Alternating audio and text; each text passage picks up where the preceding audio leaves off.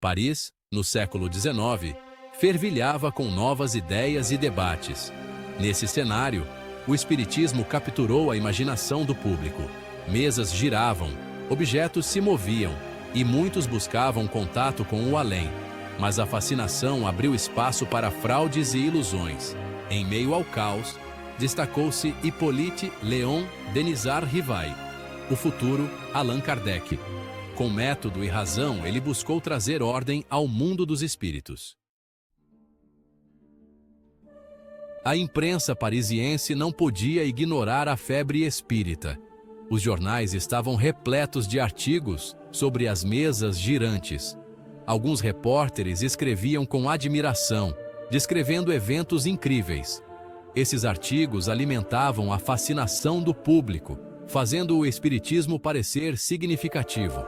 Mas para cada artigo de apoio, havia outro repleto de escárnio. Jornalistas céticos descartavam os crentes como ingênuos. A imprensa tornou-se um campo de batalha de ideias, refletindo a divisão social. Allan Kardec se viu no centro dessa tempestade. Ele era um investigador sério, publicando descobertas em livros como O Livro dos Espíritos. Sua voz calma era frequentemente abafada por histórias sensacionalistas. Kardec compreendia o poder da imprensa na formação da opinião pública. Ele via como as fraudes podiam desacreditar toda a filosofia. Jornais, celebrando trapaceiros, confundiam o público. Kardec percebeu que precisava educar o público e expor as fraudes. Seu trabalho estava definido. Ele visava trazer clareza ao movimento. A missão de Kardec era proteger a verdade. Em meio ao debate público, uma bomba explodiu. Um ator conhecido, chamado Sotem, confessou ser um médium fraudulento. Suas performances, famosas em toda Paris, eram baseadas em truques. Sotem revelou como criava ilusões usando dispositivos ocultos e prestidigitação. Sua confissão foi amplamente publicada, causando choque entre os crentes. O impacto no movimento espírita foi devastador. Os críticos se sentiram vingados, usando o escândalo para atacar o espiritismo. Para os crentes, foi um momento de profunda dúvida. Allan Kardec viu isso como um evento necessário. Ele há muito alertava sobre charlatães. A confissão de Sotem confirmou a necessidade de discernimento. Ela destacou a urgência de um método para distinguir a verdade da falsidade. O escândalo mostrou que a crença sincera não era suficiente. Sem pensamento crítico, os buscadores poderiam ser facilmente enganados.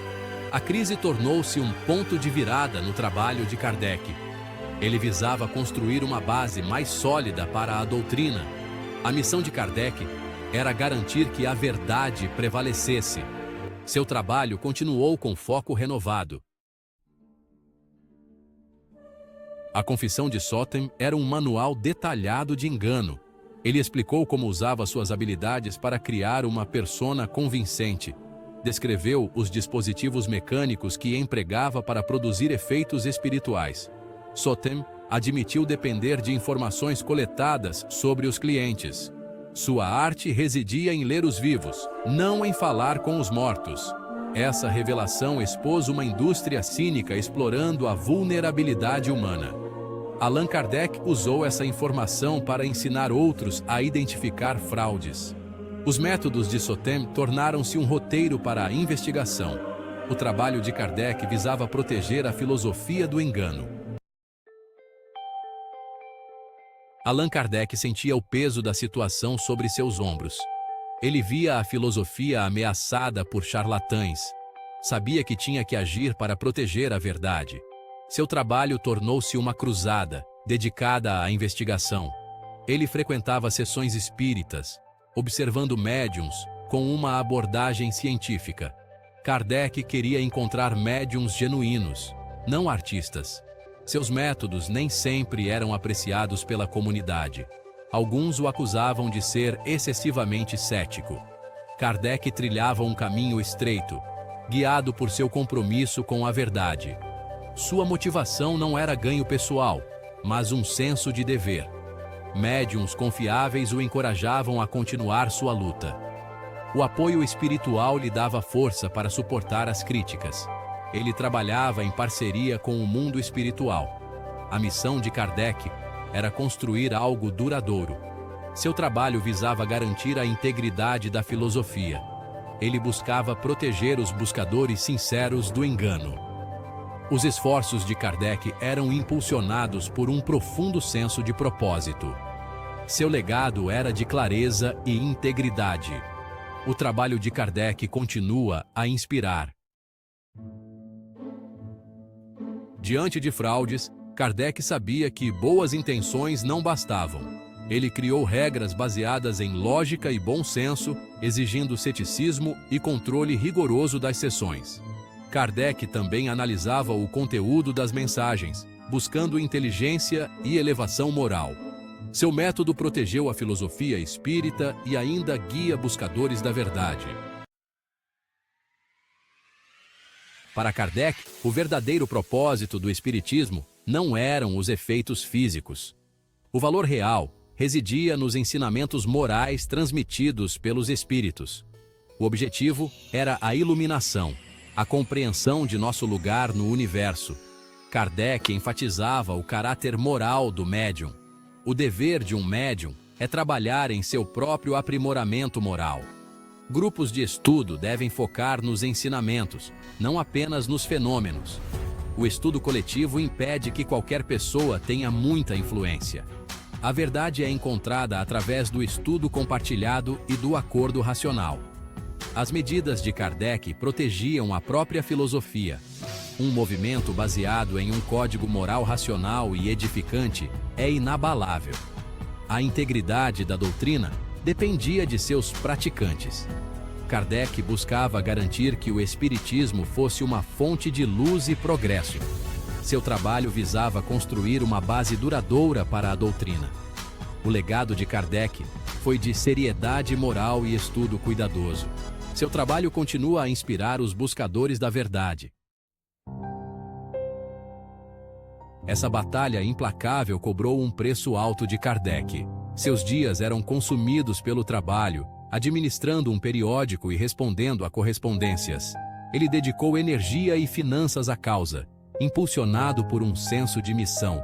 Sua saúde sofreu sob a imensa tensão. Ataques de críticos e traições de médiuns fraudulentos eram estressantes. Seus livros foram queimados publicamente, uma ferida em seu espírito.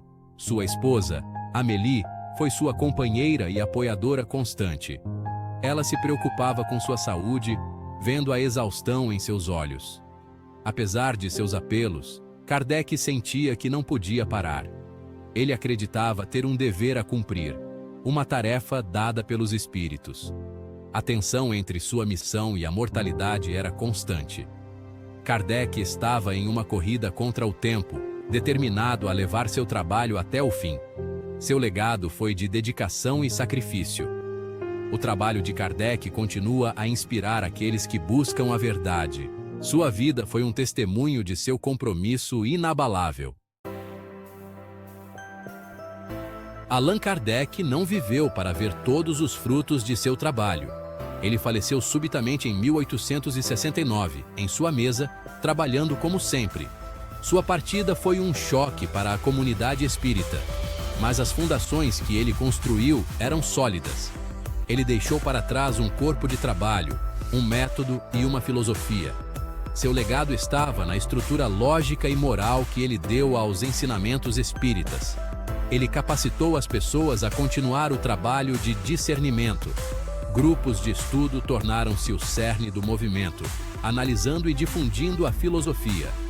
Suas medidas para salvaguardar a doutrina contra a fraude foram duradouras. Ele diferenciou o estudo do espiritismo das apresentações teatrais. Kardec deu aos buscadores ferramentas para encontrar o caminho da verdade. Seu trabalho continua a inspirar milhões em todo o mundo. Os desafios que ele enfrentou ainda são relevantes hoje. Sua vida foi um exemplo de coragem intelectual e integridade moral. O legado de Kardec foi forjado na controvérsia, emergindo mais forte e resiliente. No próximo vídeo, abordaremos o espiritismo independente. Então fique ligado e deixe seu like. E se inscreva no canal porque ajuda a trazer mais conteúdos como esse. Até breve!